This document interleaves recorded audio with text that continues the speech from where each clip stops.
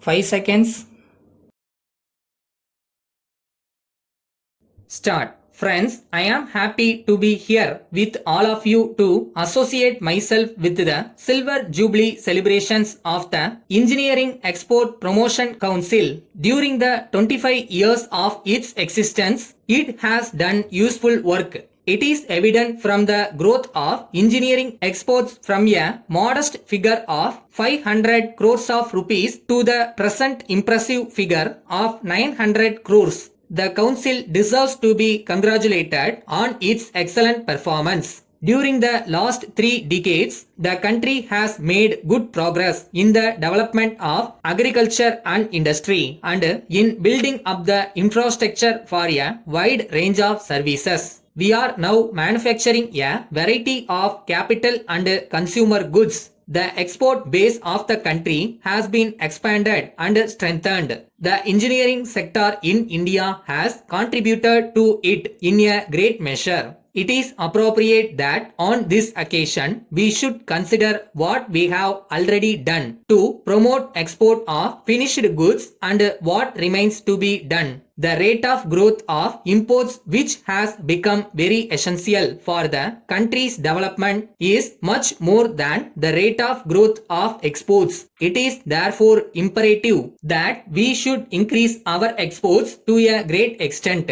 Everyone knows very well that exports play a vital role in our total economy and development. So, the government have attached the highest importance to it. India's export registered a high growth rate in the middle of the 70s, in spite of many difficulties that came in the way, that provided us confidence in our capacity to face our future problems. Over the last 30 years, India has gained in stature as an industrial nation. Our technical and scientific manpower is among one of the largest in the world. We now have the manufacturing capacity in a wide range of heavy, medium and light industries. There has also been a substantial increase in the export of manufactured goods. Still, our share of the total world trade in this item is negligible. Our aim should be to secure a much higher share of the world market and also to change the composition of our exports.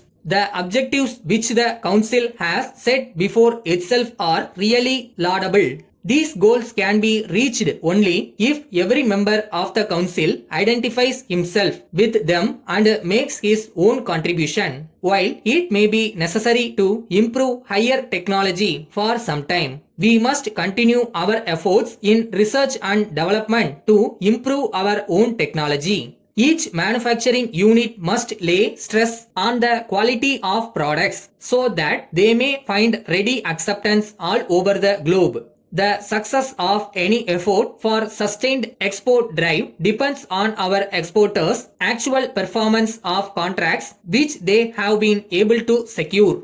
Quality consciousness has to be a part of the culture with our producers and exporters. It may not be difficult to find excuses for inferior quality goods, but the buyer is not interested in knowing why he has received the inferior quality goods. He is only interested in getting the goods of the highest quality. So, I would urge upon you to maintain the quality of your goods at all cost. A satisfied customer is the best publicity that an exporter and his country can have. I am grateful to the Minister for Communications and your council for inviting me to this function today. You will have to play a very important role in the industrial growth of this country. I am quite sure you will continue to maintain it in future. Thank you. Letter from Lakshmi Enterprises Madurai to the General Manager Messrs. Karupaya and Sons Satur. Dear Sir, we acknowledge receipt of your letter of the 6th March 1995.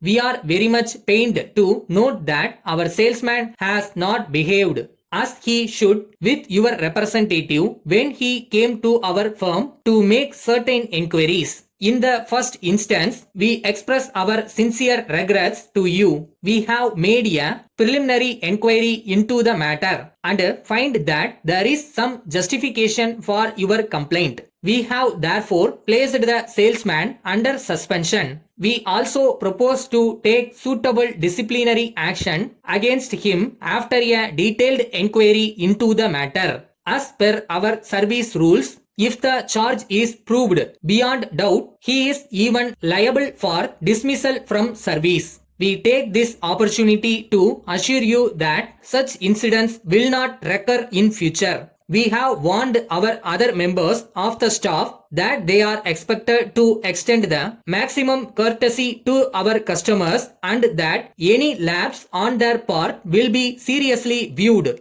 We know that the success of our business depends to a great extent on the satisfaction of our customers. Under the circumstances, we request you to treat the matter as closed.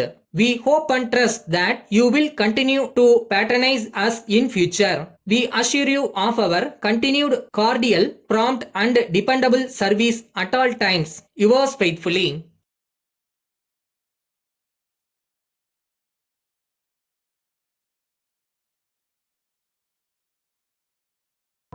Daily உன்னோட பெஸ்ட்டை பண்ணிடு. Night இல்லை நாளைக்கு வந்துட்டு இன்னும் கொஞ்சம் பெட்டராக பண்ணியிருக்கலாம்னு சொல்லவே கூடாது.